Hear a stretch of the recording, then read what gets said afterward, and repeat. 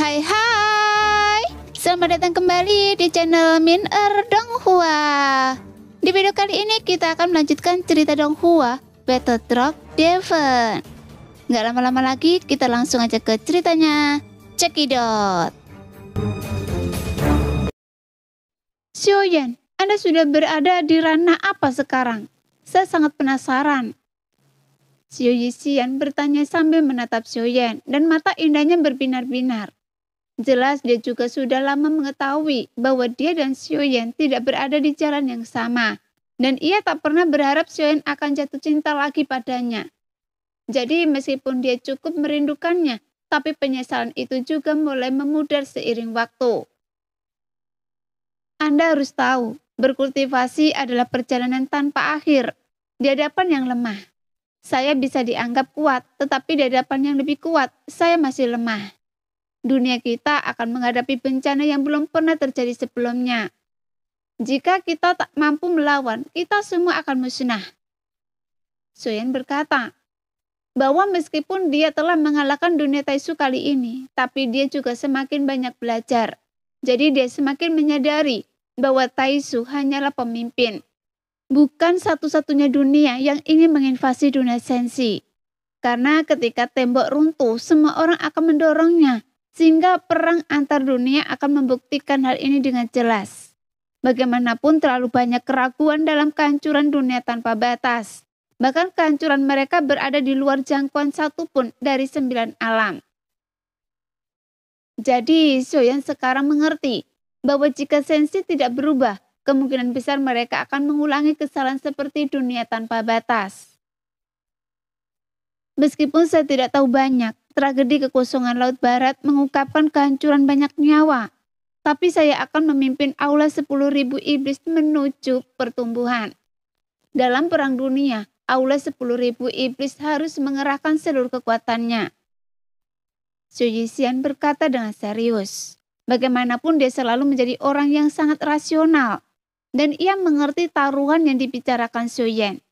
Meskipun aula 10.000 iblis mungkin tidak terlalu kuat bandingkan dengan banyak kekuatan di seluruh dunia Senshi. Tetapi perang dunia membutuhkan partisipasi setiap kekuatan. Hanya ketika mereka bertemu dan bekerja sama, mereka dapat menjadi sungai yang berkumpul di laut. Mendengar itu, Xiaoyan mengangguk pelan. Kali ini percakapan mereka tak pernah menyentuh perasaan seolah-olah ada sebuah kesepakatan diam-diam. Sehingga mereka tak akan membahas masa lalu. Namun selama bertahun-tahun, semua orang juga merasakan semakin kesepian. Jadi Xiaoyan bisa merasakan bahwa Xiao Yixian tetap melancang selama bertahun-tahun ini. Karena ada aura hampa dari tatapan matanya yang menunjukkan dia selalu sendiri. Dia bahkan telah menolak banyak pengagum. Jadi Xiaoyan bertanya-tanya, apakah perasaan ini karena hati Xiao Yixian tak lagi terbuka untuk menerima orang lain? Jika memang begitu, setelah semuanya tenang, Xiaoyan mungkin perlu mengakhiri hubungan ini. Tapi tidak sekarang. Bagaimanapun dia terlalu sibuk untuk mengurus semuanya. Terlalu banyak pikiran di benaknya, dan kekuatannya masih jauh dari cukup. Jati dirinya belum cukup kuat. Bahkan di alam dewa kekacauan, kekuatan Xiaoyan saat ini bahkan tidak memungkinkannya untuk mengungkapkan jati dirinya dengan mudah. Meskipun dia telah menghadapi beberapa pertempuran yang menegangkan, tapi Xiaoyan merasa kekuatannya masih kurang, tetapi dia hanya kurang kuat. Namun dia juga memiliki kekuatan untuk bertarung, karena tak ada dewa abadi di atas tingkat kelima yang mampu melenyapkan Xiaoyan secara langsung. Xiao Yixian, kedamaian dunia Senshi akan segera berakhir dan kekacauan akan segera terjadi. Jadi Anda harus tumbuh lebih kuat dan bertahan hidup. Xiaoyan berdiri dengan tangannya di belakang punggung, menatap bunga-bunga yang mekar di dalam gua. Namun ada kemurungan terpancar di matanya. Mendengar itu Xiao Yixian mengangguk. Dengan ini percakapan mereka berakhir. Sebelumnya, Xiaoyan juga menawarkan bimbingan kepada Xiao Yixian untuk membantunya menembus alam dewa abadi dan dia harus mengembalikan aula 10.000 iblis ke jalur yang benar. Karena dia tidak bisa membiarkan mereka dikendalikan oleh orang luar. Sekarang saya harus pergi. kata Xiaoyan perlahan. Xiao Yixian, hati-hati. Sambil mengangguk, Xiao Yixian menatap punggung Xiaoyan dan dia menjawab dengan lembut. Dunia ini luas dan tahun-tahun berlalu begitu cepat. Perpisahan ini bisa berlangsung 100 tahun, 1000 tahun, atau mungkin selamanya. Masa depan Sensi penuh ketidakpastian. Tak seorang pun bisa memprediksi bagaimana masa depan akan terungkap. Dan tak seorang pun bisa menjamin saya masih hidup di lain waktu. Setelah berpikir sejenak, Xiao Yixian mengucapkan selamat tinggal dan Xiaoyan mengangguk. Kemudian sambil menoleh ke samping, tatapannya jatuh pada wajah Xiao Yixian.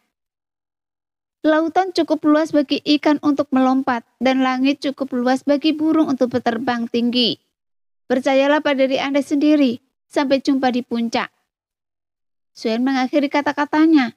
Mendengar itu hati Xiao Yixian bergetar, dan dia mengangguk berat. Lalu Xiaoyan menghilang ke dalam gua. Xiao Yixian segera berdiri, matanya berkaca-kaca antara gembira dan kecewa. Kita seperti burung yang sedang jatuh cinta. Jika kita bertemu tapi tak bisa jatuh cinta, bukankah lebih baik kita saling berpapasan saja?